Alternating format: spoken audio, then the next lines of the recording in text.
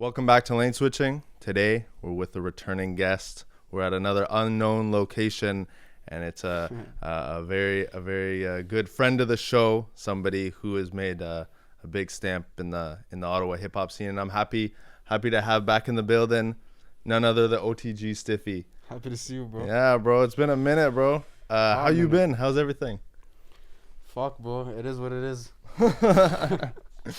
Life, eh? Yeah, so bro. music wise, what's new? It was September 2022, the first time we sat down and chatted, and Yes. a lot of music and a lot of collaborations on different projects have happened for you. What's some big moments that have kind of happened for you from the last almost 3 years or so? What do you mean by big moments? I guess I would say something like you've had a lot of, I guess you could call them cosigns, but you've done a lot of features now with some Toronto artists, 3M Yes. French, Doovie, Baka. That was a big track. We can get into that, I guess, to start. How was, being on that Toronto X Ottawa All Cap You Out project and just the process of collaborating with all those artists? I mean, it was pretty sick. It was straight business. It wasn't really nothing special, just straight business. Yeah. But the track did well. People like it. Funny enough, the Doovie track is one of my least favorite tracks that I've released. Oh, But really, huh? people do fuck with it, so I guess, who am I to judge my own music? Yeah. And I mean, a lot of artists I've heard say that, where it's just like some of the stuff that they're in the studio and they think it's like, nah, this is trash. They'll put that shit out just because why not? Yeah. And then, it'll hit. I mean, something else music related for you, I know we were talking about last time, was UK and your influence with the UK scene. Is that something you've tapped into recently? Is that something that you maybe have planned to do in the future? Some UK features? Honestly, it's funny you say that. I'm chilling out on the features. Fair enough. Really chilling out on the features. I think I've done way too much before establishing myself as an artist. And I think the new music that I'm doing, I don't know if you've noticed, it has like a little Middle Eastern twist to it. Yeah. And doing collaborations with these artists that aren't really on the same lane as me, although they may be more famous than me or whatnot, it doesn't do me any favors as a brand. You know what I mean? So it's like, I don't even think their fan base would even tap in with me unless they're somewhat Middle Eastern themselves. You know what I mean? Yeah. So these features, I feel like they're kind of becoming useless. I don't need them anymore. I found my sound. I'm sticking to my lane. And maybe if I come across an artist that is within my lane, then I would be tapping in with them. Don't get me wrong, though. I listen to UK. I listen to all types of music. And I would love to actually make tracks with any of these people, but it wouldn't do me any favors. For You sure. know what I mean? Yeah, for sure. And collaborating with the right artist to get the right sound is massive. And if talking about one of your more recent collaborators, Double A, Yeah, that's his someone homie. you dropped Tag. I think that was a video shot by Fenty. Yes. Correct me? Yeah. Okay. Yes. Shout out to Fenty. Shout out Double A. Yeah, super hard one. And there was a another one I think you had, I think, on the Shottawa album with him. Yes. Yeah. That was another tough track. Will that track ever get visuals? I shot visuals for it already. Okay. That's I shot it last year, 300 pounds ago, but but I never released it. But since I gave that track to Shottawa, I also gave him the video. If Shottawa wants to release it, cool. If not, I wasn't planning to release it anyway. So Yeah. you know what I mean? Yeah, fair enough. And another thing, when it comes to features is, in hip hop, it's dealing with politics. Do you think it's tougher or do you think it's the same for out of town people featuring? So, for example, you featuring with a Toronto artist, do you feel like you get mixed in with politics and stuff like that, or is that something out of town people don't really feel as much as the people who are in the mix? I don't think out of town people give a shit, and Yeah. even if they do give a shit, I don't give a shit. So it doesn't really matter. Like, I make it very clear from the jump to whoever wants to confront me about it that I'm not even really involved into these politics. And personally, my politics don't stem from what you see in the Ottawa rap industry. Like, Yeah. I know Southwest have a problem, Southeast, East, West. Oh, that's My true. politics are completely exclusive or excluded from that scenery. Like my ops don't rap, you know, fortunately or unfortunately, you know what I mean? Yeah, yeah. No, that's I, I, fair. I actually feel bad even dissing them because they don't even have a mic to even respond. They can't even defend themselves. So I feel miskin dissing them, you know? Do you feel like, speaking just about it, do you think Ottawa is becoming a city where it's going to be more like I saw on Ottawa not too long ago, some guy just pulling out a gun in a road rage incident in New Orleans. Do you think it is becoming a more dangerous city, or do you think it was just as dangerous when you kind of started the whole music shit? It's a good question. I mean, you could ask me my opinion, but realistically speaking, if you know numbers don't lie, if the stats say it's more dangerous, I guess it's more dangerous. You know, Yeah. I don't really have too much to say about that. What's Ottawa is fucked up. Yeah, Yeah. it's becoming more fucked up. Have I personally experienced more danger? I wouldn't say so. Yeah. You know what I mean? No, that's fair. And do you think this, I guess, rise in violence will negatively affect the overall hip hop scene out here?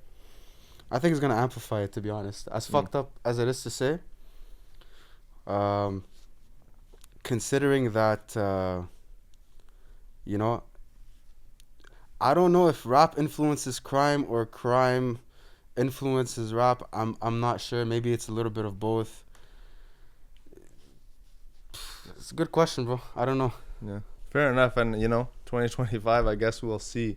But stepping a little bit back to the music, obviously we know you as an artist, and the OTG Stiffy brand has grown over many years now. Yeah. Is that something that you always see yourself, whether it's just for fun or strictly business? Do you always see yourself being an artist, or could you see yourself stepping in a different role in the music industry? I have played many roles in the music industry. I could get into like what kind of roles I've played, but personally, I just want to be an artist. Like at this given moment in time, I just want to be an artist. I feel like there's no point in playing other roles unless you've, how do I say this? It's like Dirk. He's mastered being an artist. Then maybe he opened his own label. I don't know if he's an A&R for some people. You know what I mean? But first, he mastered being an artist before anything else. And I feel like that's what I should be doing before I even venture off into different things in the music industry. Yeah, no. And I think if people have, been in the more show side of Ottawa and have pulled up to some of the hip hop shows, I think you've been involved with some of the promotion or some of the bigger ones, especially having some of the guys come from Toronto down here. Yes. What would it take for you to get back into show promotions, or is it totally off the list? I would love to get back at the show promotion. It is fun. You build connections. You meet people. Mm-hmm. Actually, I value the connections I meet through show promotions more than the money we would make from the show itself. Yeah. However, it's gone to a point where I can't have one foot in and one foot out on like 5 different business ventures. You know what I mean? I have to stick to one thing that I'm very good at, or the thing that I'm best at, and just keep doing that. Because if I start spreading my attention in many different fields, I'm not going to be able to master any of them. I have to actually just cut out all the noise and just focus on what really works. You know what I mean? Yeah. Do you feel like a lot of people, when they're coming up in music, when it's not really working or they're not seeing, I guess, the financial gain they thought they did, do you think that's a common thing where people just have too many hands or too many baskets and they can't just kind of focus on honing in on their craft? It's a good question. People think people are kind of pissed that they don't see the financial gain from music. Mm-hmm. I haven't seen the financial gain from music. Have I gotten paid for music? Yeah, but the amount that I spent on studio in one day is more than how much I would be getting paid for music in 1 year. Like, I'm gonna be honest. You know what I mean? And me, I have like 8 to like 12 hour studio sessions sometimes. You know what I mean?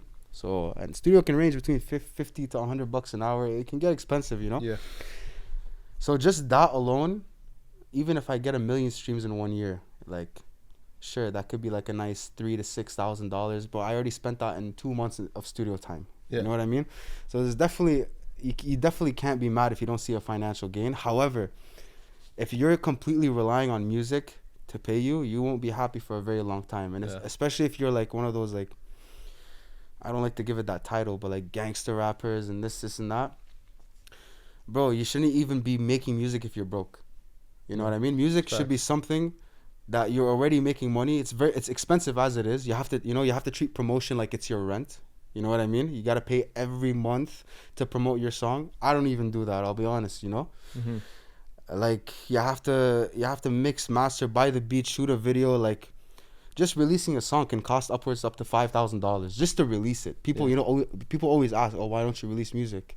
Or "Why don't you release this?" Well, it's not that easy. It costs money to release music. Yeah. Not to just put it on platforms, but no, to shoot a video, to buy the beat, to master, to mix, uh, to even promote it. Like I said, it's gonna cost upwards of up to 5,000. So if you're expecting a capital gain from that right away, it's not gonna happen. Yeah. You have to treat it like just an asset that you keep throwing money into, and you shouldn't even be mad if you never even blow up off of it. You should already be making a significant amount of income off something completely different other than music.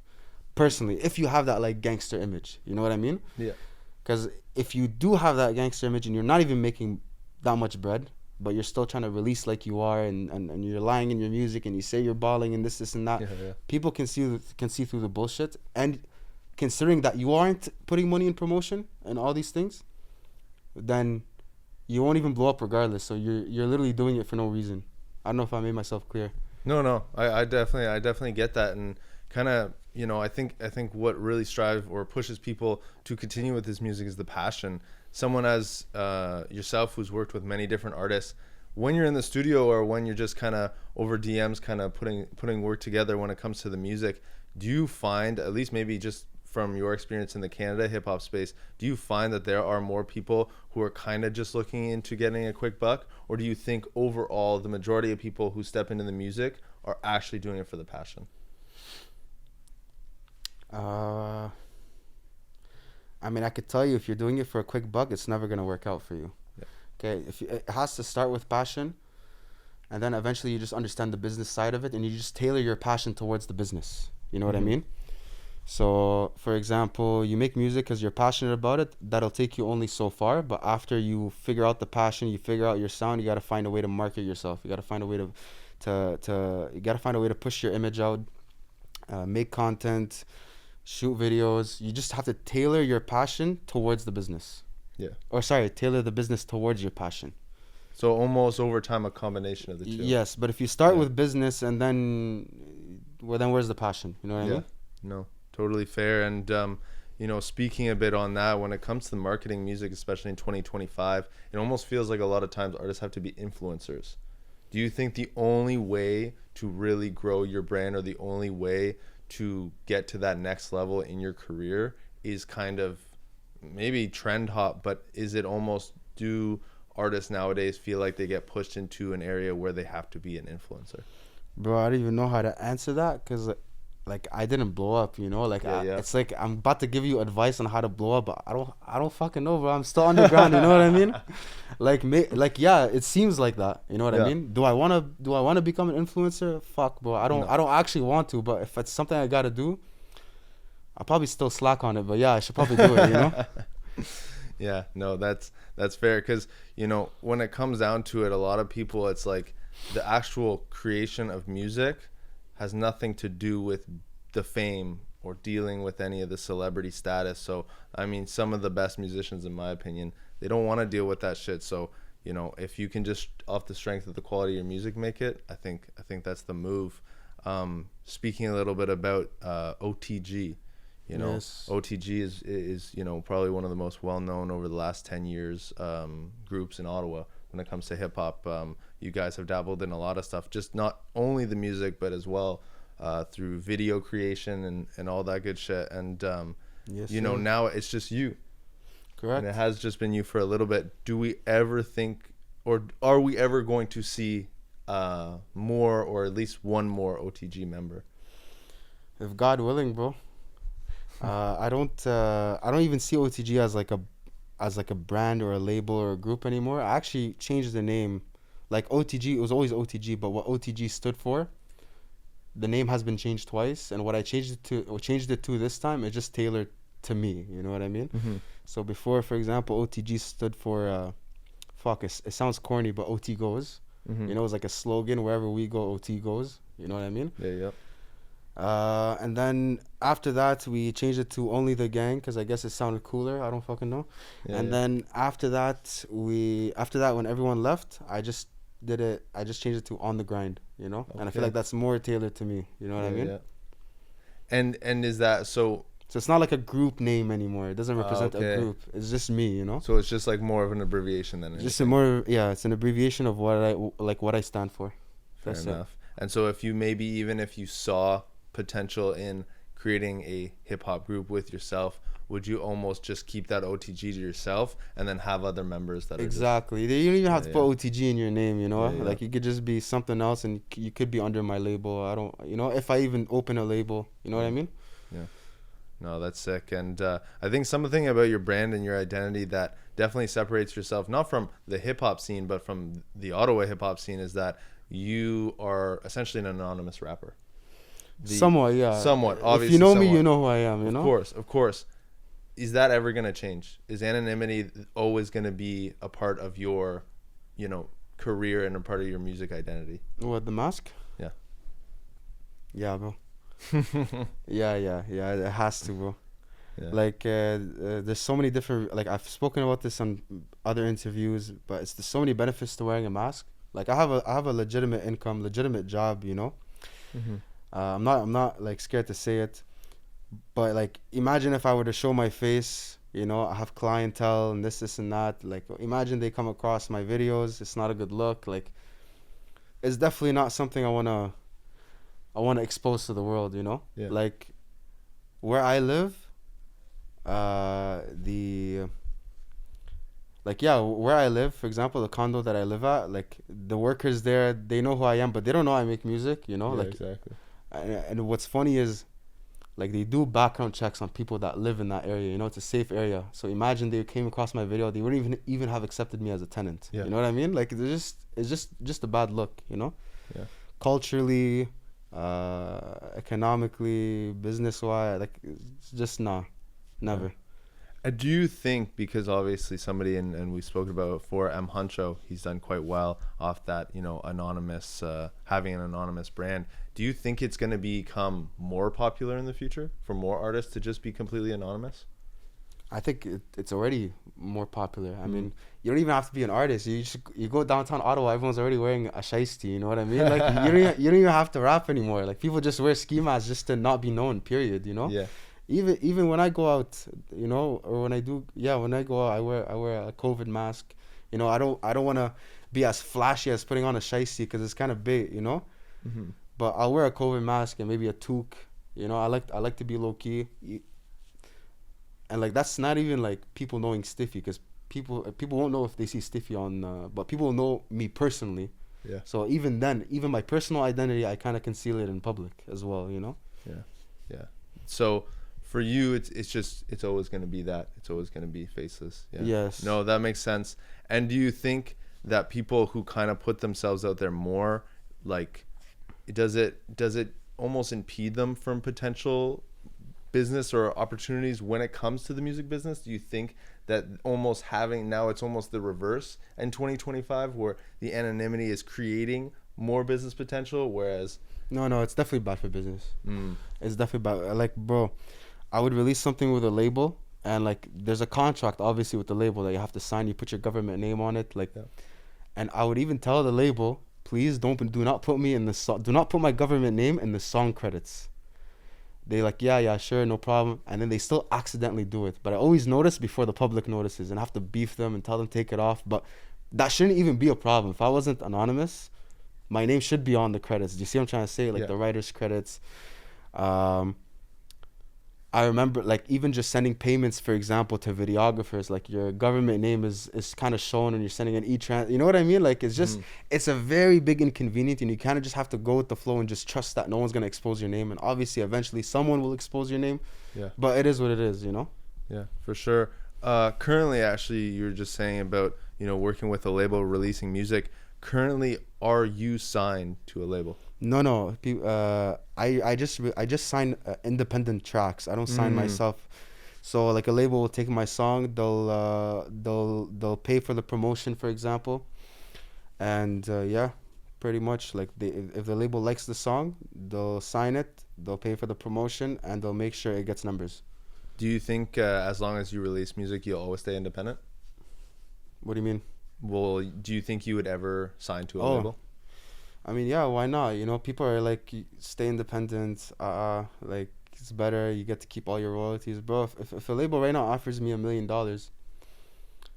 I understand that they want to see that $1 million back. But fuck, how easy is it gonna be to grab a million and flip it to two? You know, Mm-hmm. I don't have to go do what other rappers are doing, or buy a big ass like huge chain and bust down like have like 30 million jewelries, you know? Like I don't have to do all that. Maybe I'll buy a 1-2 gift for myself, but I'll invest the rest, you know? Yeah. And I'm already pretty well off for myself as it is, so I don't even have to depend like on all that. If a label gives me 1 million, I'm flipping it to two, you know? Flipping the 2 to 3, flipping the 3 to 4, you know what I mean? Yeah. So you could do something with that.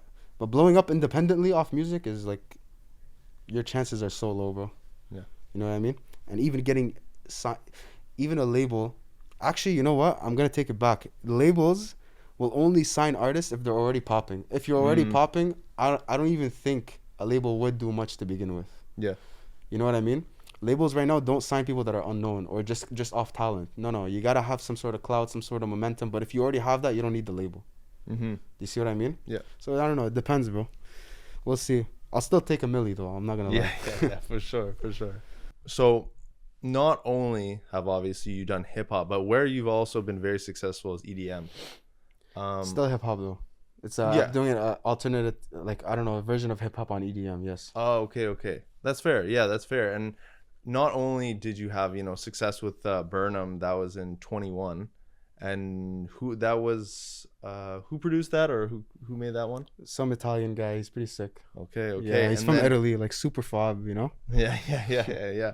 And then in 2023, you dropped with a duo called Yes Yes. You dropped Dance, or featured Yes. With my yes. Wait. Which track that? Wait. What track that was? What's that? Dance. Oh, Dance. Yeah. The producer was called Yes. I think. Yeah. I think. Yeah. It was with Mime. Mime is Oh, also Mime okay. is a big Ottawa EDM rapper. Like Okay. over 50. Like I don't know. I think over like 20 to 50 million streams a year. It was a big feature for me. That's sick. Yeah. So how did that come together? He just rocks with me. Okay. Yeah. Shout out to Mime. He's a cool guy. Sick. Shout out to my white boys. And for you, do you ever see yourself like continuing to do that hip hop EDM route? Like obviously you haven't in since 23, and like if I have some EDM projects coming out. you okay. Yeah. I do it. Like I don't even want to. I don't care to blow up off EDM. Low-key kind of did, you know what I mean? But I get approached to do so many EDM songs off Burnham and Dance and all this, but I don't even have a passion for EDM. So I literally just give these EDM producers my throwaway tracks that I never plan on releasing, and they make sick EDM songs out of it. It's not even like my best shit, you know? Yeah. I give them my garbage shit, and they turn it into something, and that garbage shit actually ends up getting more views than my best work, which is pretty funny, you know? So that just tells you there's a market for everything. For sure. But yeah, I still have some EDM projects coming out, but I don't it's not my priority, you know? Yeah. I don't care to blow up off EDM. It's too easy. It's like, to tell you the truth, it's way too easy to blow up off EDM. And I'm like I said, I'm not dependent on the music money. Yeah. Sure, I get paid the most off my EDM music, by the way. But that money is not attractive to me. It's way too easy. I don't need it. You know what I mean? That's why I'm not going full on with EDM. I don't actually need it. So I'm trying to blow up off the shit I'm actually passionate about, even if I'm not that good right now, or whether I get better in the future, that's fine. That's my own challenge that I'll overcome. But blowing up off EDM, again, it's too easy. I could do it. Yeah.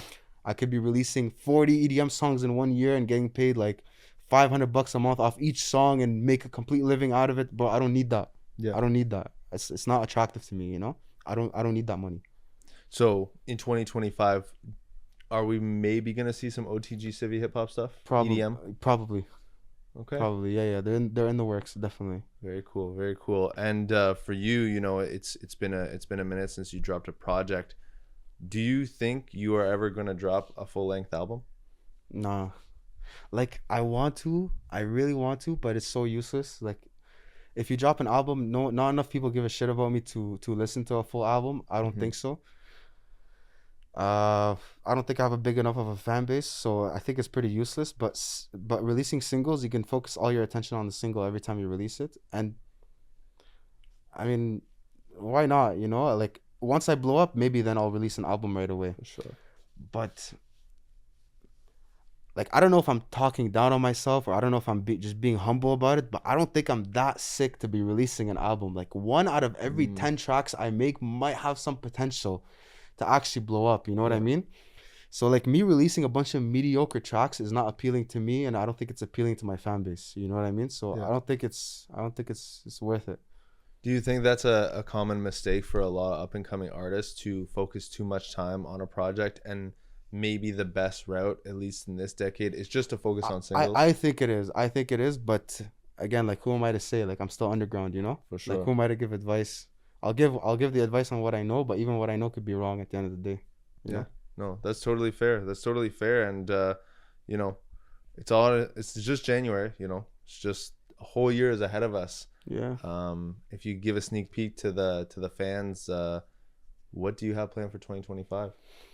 I'm gonna start releasing. I plan, but you know, shit always changes. Nothing ever goes as planned. But I plan on releasing a bunch of 2 minute tracks, like one verse tracks, just becoming a lot more consistent. And I'm actually gonna be shooting less music videos and more like real Instagram reel or TikTok video performance shots of 2 minute songs or 2 minutes or less. Because quite frankly, I've been loving the one verse songs lately. Like, I don't even like creating 2 verse songs for my own self. I don't even want to hear my own voice for over 2 minutes, Yeah, to be quite honest, you know? And my attention span is so low that like I'm making songs as long as what I can pay attention to, you know? So if I'm making 2 minute songs, I could put them on a reel, and a reel will get me more views than doing a whole ass music video, to be honest, you know? If I post a shitty post on Instagram, it'll get 10K reels, and then if I post something on YouTube, I gotta put some money behind it, promotion, this, that, to even try to hit a 20K, you know? But Yeah. organically off Instagram, I'll get more views than putting up all this bread just to Yeah. just to get views on YouTube. You know what I mean? Yeah. Do you think music videos in general, it's not a dying art form, but It's do you not. think It's not a dying.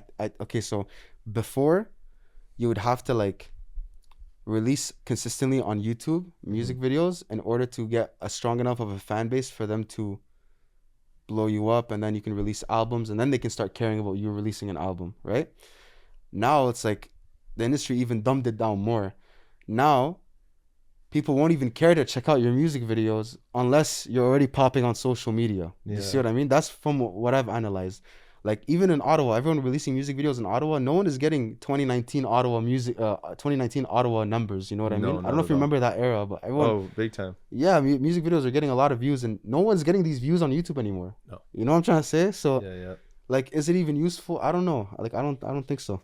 And do you think maybe, and that's another question is, has, you know, the Ottawa sound and the Ottawa hip hop space, do you think it has evolved since 2019, or has it become almost stagnant? A little bit of both, actually. I hear a lot of unreleased music from a lot of artists in the city. Yep. And I've collabed with a lot of them. Yep. Bro, they have some really hot, like, some really good music, bro. Like, very different. I feel like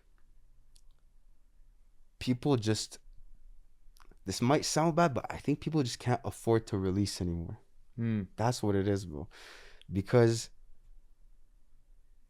a lot of people are scared to release because they know that their numbers are not as big as they used to. So they're almost too embarrassed to drop something without being ready to put a lot of money into promotion behind it. Do you see what I'm trying to say? Yeah. But the music has definitely improved. It's just not shown for. Like, back in 2019, the music was so like people, we all fucked with it back then, but it's kind of, you know, I noticed Ottawa has a French fob accent to it. You know what I Yeah, mean? Like, yeah. Toronto has a Jamaican fob accent to it. Then Ottawa has like a little French fobness to the music, which is sick, you know? Yeah. And I feel like that fobness actually, like, it got more artistic nowadays, you know what I mean? But people are not getting to see it because no one's releasing. You know, the releases have slowed down so much. Barely anyone is releasing anymore to begin with. Yeah. music video prices have gone up. You know, people have to shoot. People have, you know, people can't afford to release, bro. That's what it is. Is it more expensive nowadays, especially because how saturated music is? Is it more expensive to release music than it was 5, 6 years ago? I feel like it's more because everyone's standards has gone up. We Mm. can't keep releasing the garbage we used to release in 2019. Yeah, for 2019 the standards were good. Standards have gone up. You know what I mean? Like Mhm. if you're releasing something and you look like you just started out in 2025, it's not gonna compete with people that are, you know what I mean? Mhm. People's standards have gone up. I think that's what it is. Yeah. No, that's totally fair. That's totally fair. And, you know, we'll have to see for this year and years to come with, you know, the space out here. I was like sometimes I rewatch my old music videos with Yeah, like yeah, that yeah. I shot with Gold Vision. I'm like, bro, Okay, this yeah. video did not even age well. You know, Yeah. like truthfully, you know, I'll watch my old shit. I'm like, I don't even know how people thought that was sick back. I thought it was sick, you know, Yeah. but the video definitely didn't age well. So if I release something similar to that in 2025, you know, like again, it didn't age well. So I have Mhm. to age with my music. Yeah, And no, definitely. Because a lot of guys and it just people will focus so much on the quality, whether it's the quality of the engineering of the music or it's the quality of the visuals, and will kind of almost take away from the substance of what is actually, you know, yes, just the overall substance of the actual music, and people won't focus on that, even if it's the sickest shit. If the music video isn't up the part. Yeah, 4K perfect, exactly, not the same. exactly. Yeah, bro. Yeah, I mean, hey, it's again, it's early in the year, so we'll see what we'll have to see from the Ottawa hip hop space, but you know, it's definitely it's tougher than ever to drop some quality shit. Yes. For you, It only gets harder to blow up off music. yeah, no, most definitely. For you, you know, obviously, friend of the show, been on the page many a times, but people haven't, you know, found your social medias before. If people haven't checked you out before, where can they check out OTG Stiffy? Instagram, bro. So that's the only platform I'm even really on. Like I Yeah, do have a TikTok account, but it doesn't matter. It'll be down in a few days. yeah, bro. Like I should be more consistent, but you know, just a bunch of I should be's and not enough Yeah, action. It's my fault, you know. It is what it is. fair enough, man. But you know, as of late, the music I've been hearing is super dope, and I think the Middle Eastern vibe and what you can bring to the table with that will be very interesting. I So you appreciate know, it. I'll be looking out, and I hope everyone else will be looking out. At the end of the day, you know, it's potential, and we'll see what's to come. But We'll thanks, see. man. Thanks for Appreciate sitting it. down, and thanks for chatting, bro. It's Thanks, bro. always good and catching up. It's good catching up, bro. For sure, for sure. That was the OTG Stiffy interview. That's my guy, OTG Stiffy. Peace, y'all.